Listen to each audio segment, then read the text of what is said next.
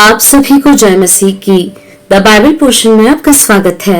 हमारा आज का वचन है दूसरा शमूएल 20वां अध्याय वचन 1 से 13। वहां संयोग से शेबा नामक एक बिन्यामीनी था।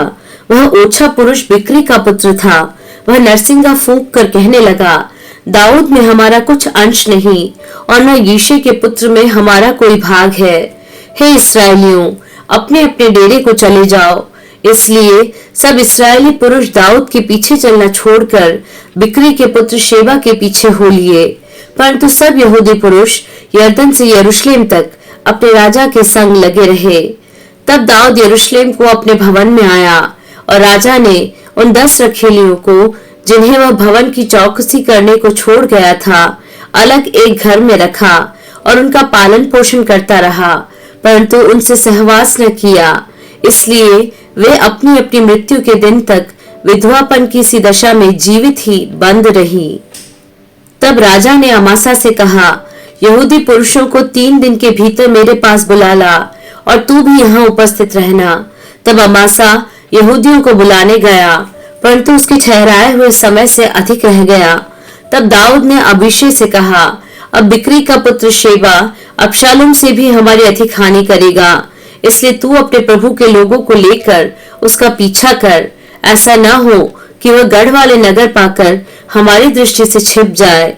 तब योआब के जन और करेती और पलेती लोग और सब शूरवीर उसके पीछे हो लिए और बिक्री के पुत्र शेबा का पीछा करने को यरूशलेम से निकले। वे गिबोन में उस भारी पत्थर के पास पहुंचे ही थे कि अमासा उनसे आ मिला।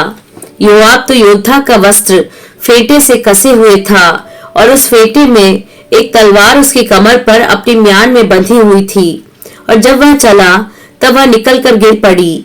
तो योआब ने अमासा से पूछा, हे मेरे भाई, क्या तू कुशल से है?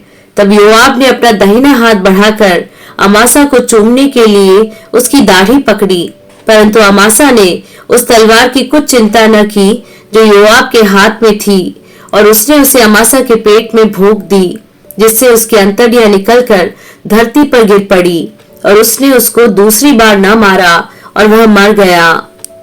तब योआब और उसका भाई अबीशै बिक्री के पुत्र शेबा का पीछा करने को चले, और उसके पास योआब का एक जवान खड़ा होकर कहने लगा, जो कोई योआब के पक्ष और दाऊद की ओर का हो वह योआब के पीछे हो ले। अमासा सड़क के मध्य अपने लहू में लोट रहा था। जब उस मनुष्य ने देखा कि सब लोग खड़े हो गए हैं, तब अमासा को सड़क पर से मैदान में उठा ले गया, क्योंकि देखा कि जितने उसके पास आते हैं वे खड़े हो जाते हैं। तब उसने उसके ऊपर एक कपड़ा डाल दिया। उसके सड़क पर से सरकाए जाने पर सब लोग बिक्री के पुत्र शेबा का पीछा करने को योआब के पीछे हो लिए।